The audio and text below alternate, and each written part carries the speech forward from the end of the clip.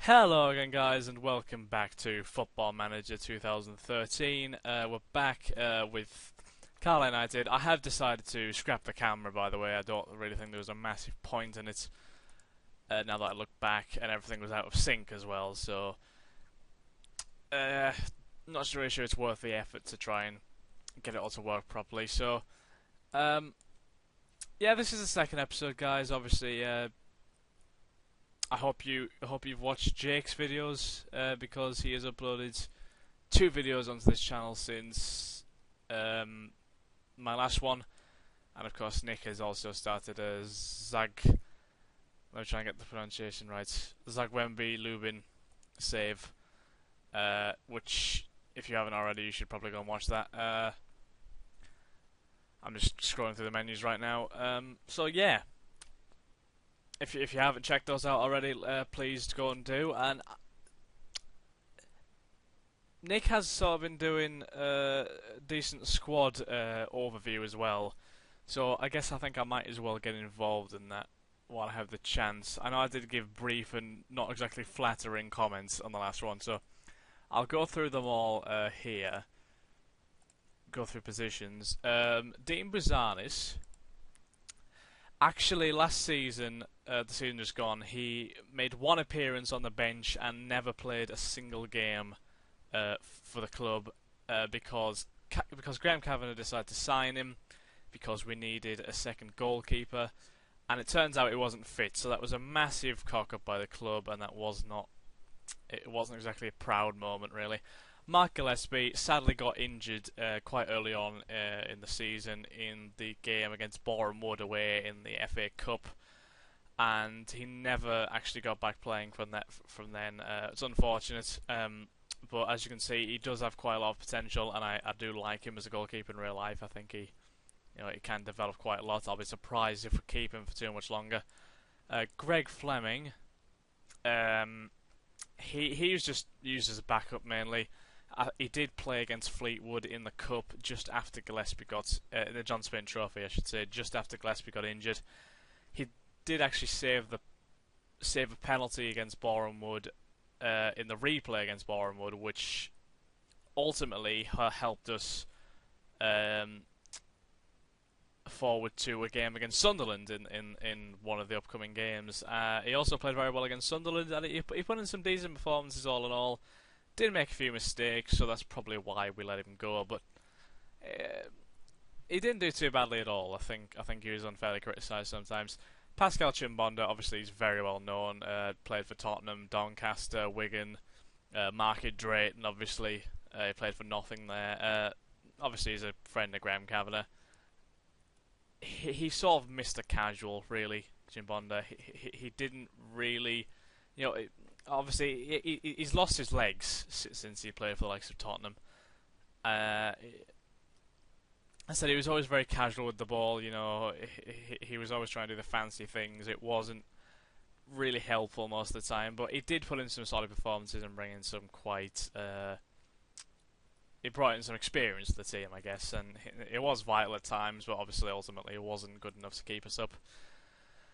Brad Potts, really bright young prospect in my opinion. He's already played for the England under-19s. I think he made one appearance, but that's nothing to be sniffed at really. Or sneezed at. What's the saying? Is it sneezed? I think so. I don't know. Anyway, he is a very good player. He's box to box. He's effective at defending and attacking. He can be a little inconsistent at times, but I think I would expect him, if he develops the way I expect him to, I think he will be in the Championship in the future. Hopefully we can keep a hold of him. Courtney Mepham-Walter, obviously, former Man City youth product, or he is a Man City youth product, I guess. He's also the former England under 19 captain, I believe, or could be under 21, but I think pretty sure he was under 19 captain. Really good centre back. He does have a mistake in him, obviously, which is probably why he's at Carlisle right now. But he did get scapegoated by Graham Kavanagh for a lot of the things. He was used as a sacrificial lamb, really.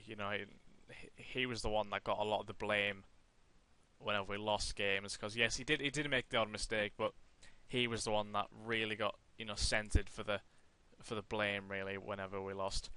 Connor Townsend, he did actually get injured quite early on in the season as well. When I think it was after we played Fleetwood. I can't exactly remember how he did it, but I think he might have broke his foot, and that sort of just ended him. It ended his season. He didn't play again, but I think we were still actually paying his wages, so that didn't actually help us at all. He is a good left back though. It was a shame. I think he probably could have helped us if he'd stayed fit.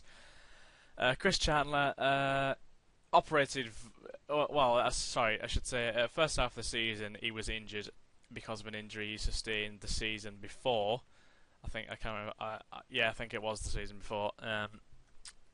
But as the season went on, he came back into the squad and he did a very decent job, I thought.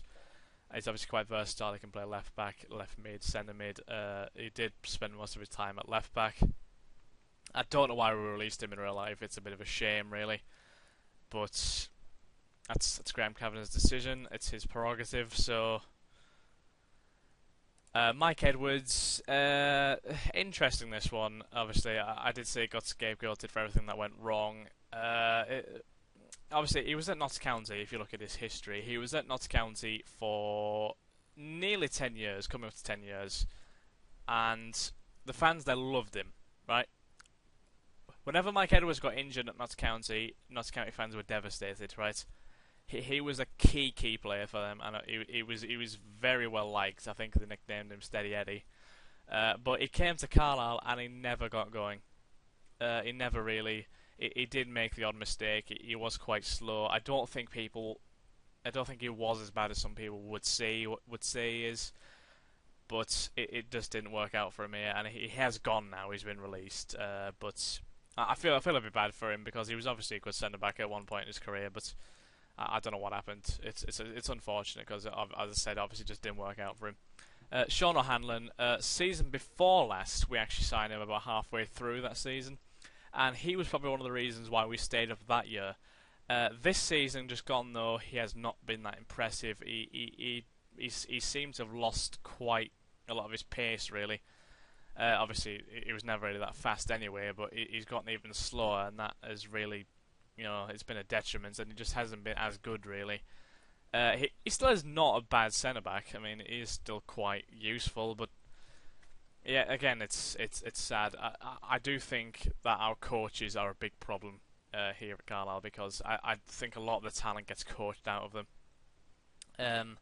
Like our goalkeeping coach Tony Craig is apparently useless, because if you look at Adam Collin for Rotherham, he's just gone up to the Championship with them, and he was deemed not good enough here because he made mistake after mistake. And I think that probably, now I look at it, has got a lot to do with the with the coaching staff. Anyway, Dan Livesey here. Obviously, he's been at Carlisle since 2003, I want to say, no, 2004. And he was just coming into his testimonial year, or next year, I think. I can't remember. I think it was this year or next. And he's been really, really good for us over the years. He's always put his body on the line for the club, and he'll always throw himself into anything. He's not afraid. His distribution was always a problem, unfortunately. I think that was why Kavanagh didn't really like him, because Kavanagh wanted to play his football out from the back. He didn't want anyone lumping the ball up the field, despite the fact that Sean O'Hanlon did that quite a lot, so I don't know why he didn't get any notice when he was doing that. But apparently, in real life, he only found out that he got released, because he has been released now in real life. He only found out that he got released through the internet, which I think is pretty low. I think, if someone who's served the club for so long, I think he deserves more respect than that. But Matty Robson, quite injury prone in real life, I have to say. He's one of those who you never really know how many games you're going to get out of him. When he plays, he can be a really big influence. Sometimes he's just quiet. He can be a bit of a one-trick pony.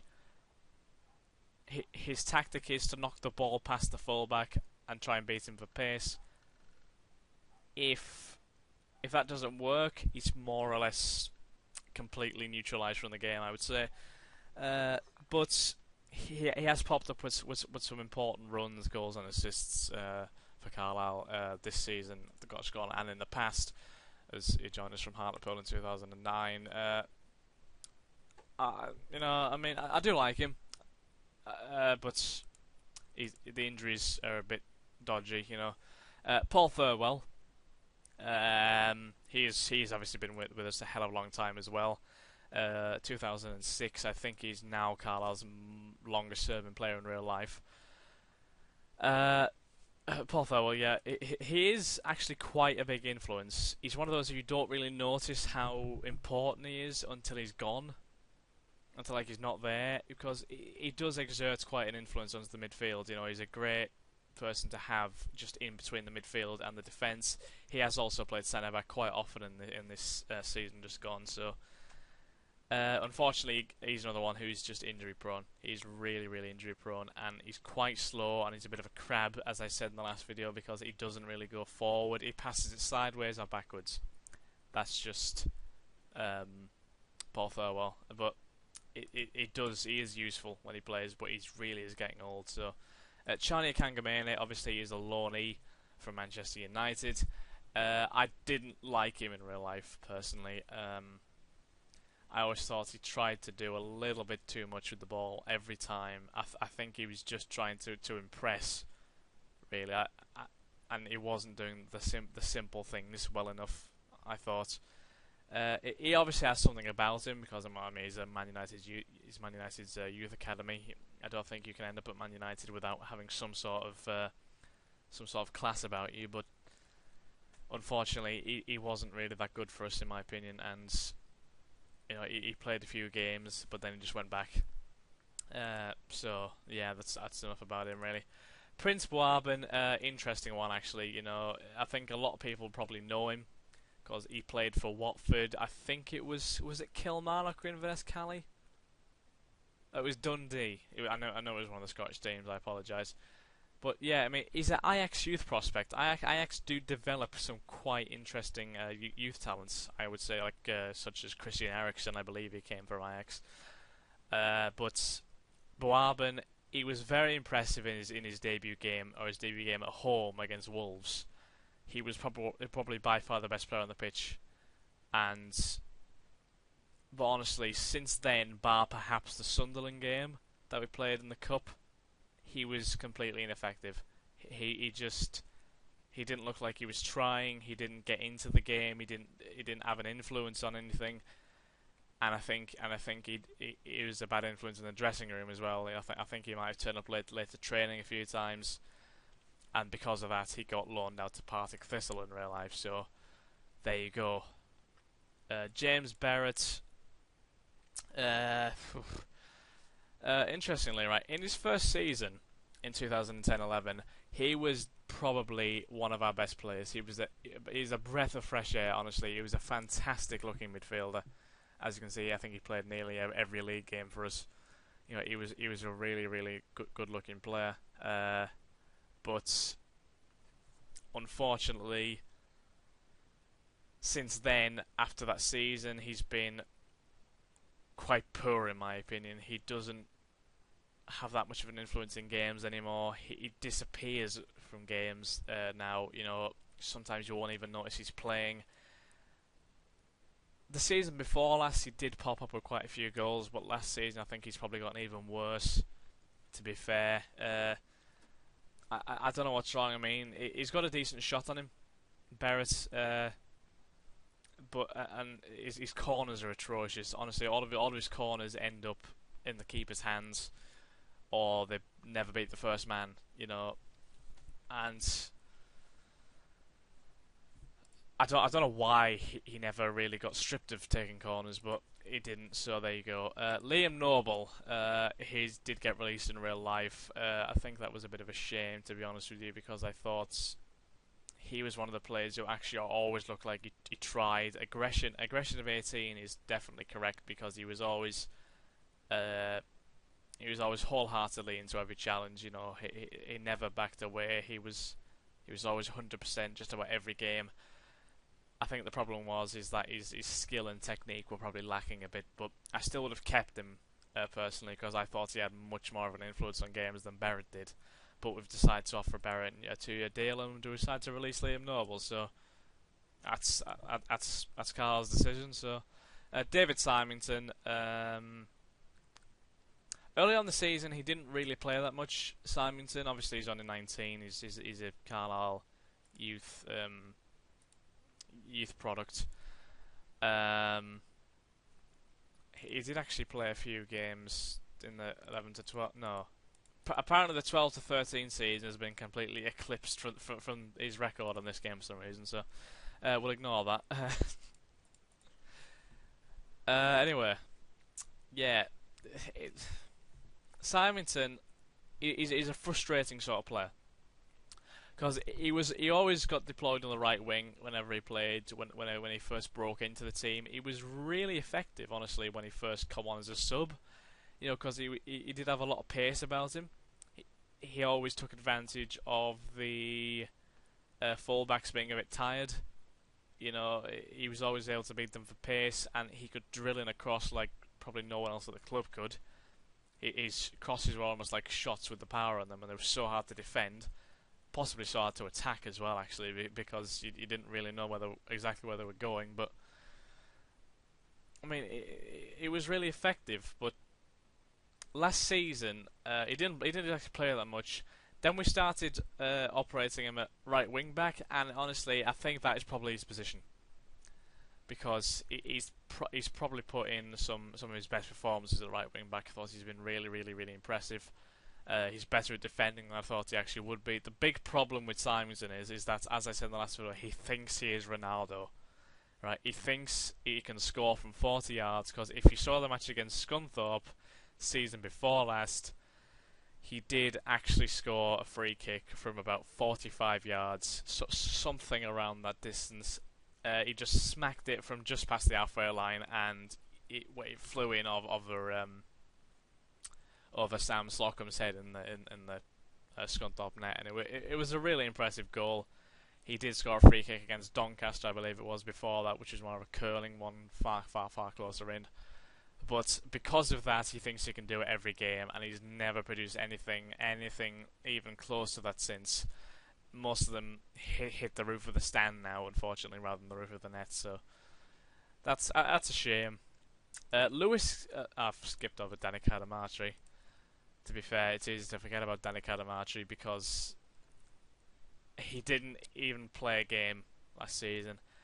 And Cadamartri, obviously, he's been at places like Everton. He's been at so many clubs, like a lot of clubs. He didn't even play a game last season. He was injured the whole year. I think it's a shame because he wasn't a terrible player, but he's just so injury prone. He's one of Carlisle's injury prone players. Him far more than anyone else really, and the fact that we had to pay his wages is really, really annoying. I mean, obviously he's under contract. Of course, we have to pay his wages, but the fact that he didn't even play a single game.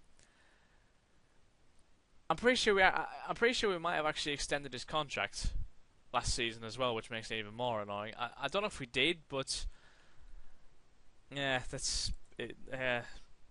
Best not to go into too much detail because it's a bit of an annoying subject, really.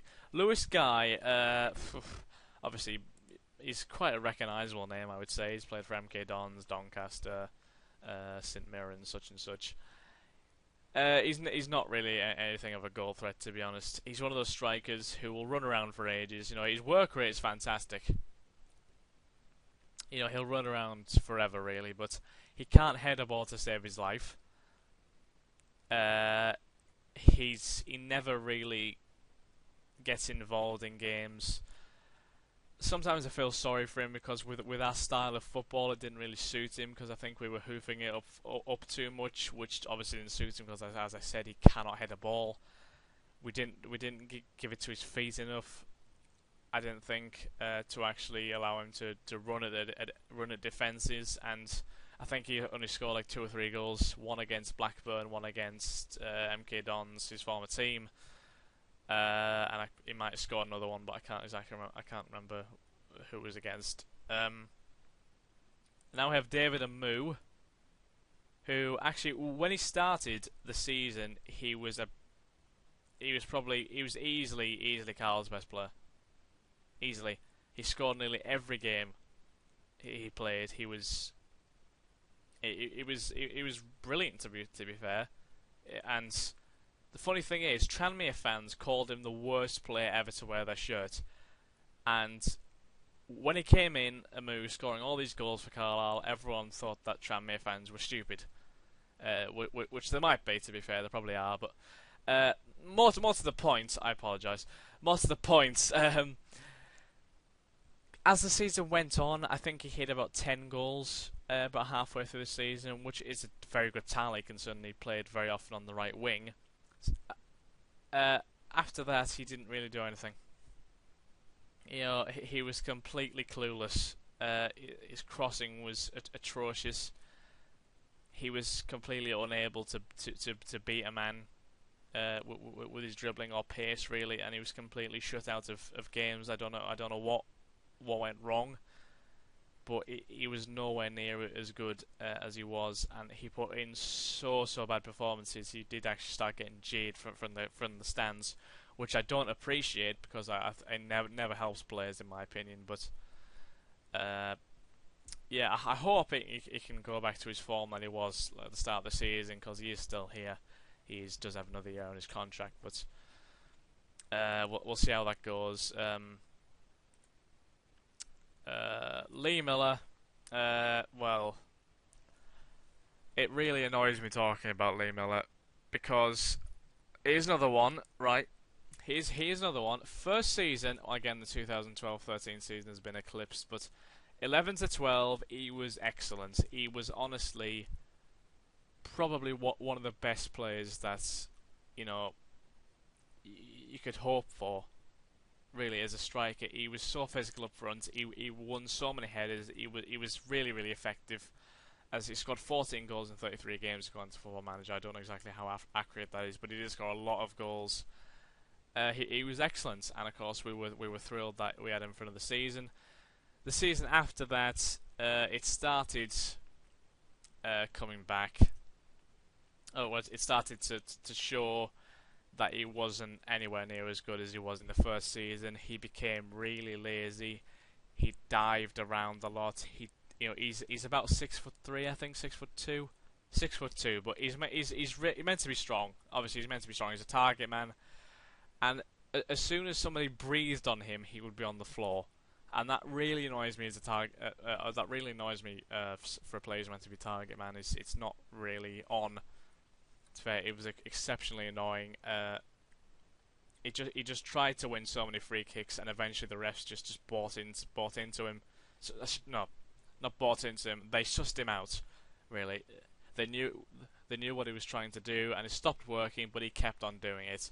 And last season, actually, I should say, in post-season on the season before last, Carlisle, I think, actually gave him a deadline to sign a new contract because that was when it expired.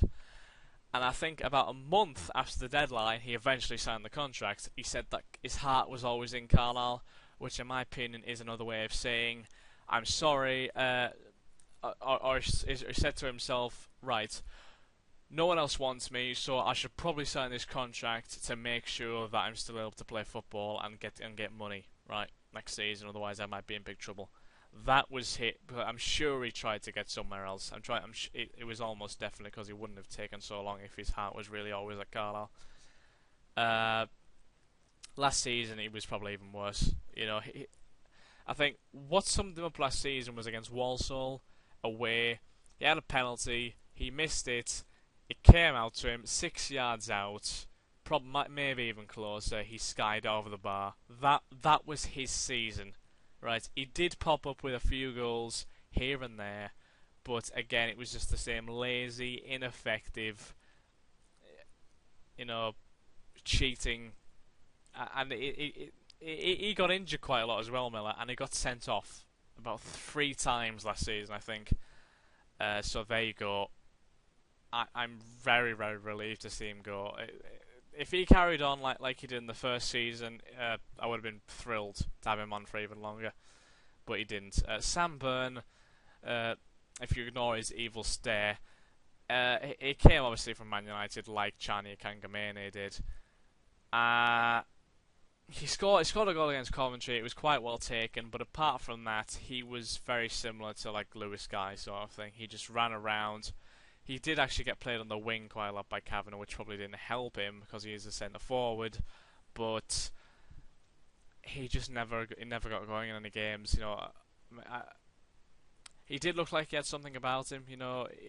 He did have a decent shot in him from what I do remember, but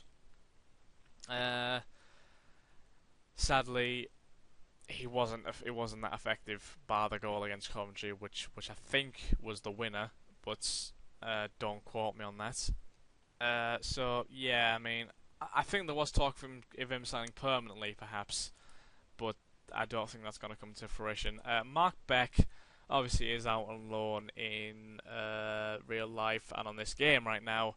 Well, he's not on loan in real life anymore because the season's over, but he's on loan at Falkirk. I was quite disappointed to see him loaned out because we did end up signing Nacho Novo, yes, the ex-Rangers man, after Beck went, and Nacho Novo was probably one of the most comical strikers I've ever seen attempt to even play football.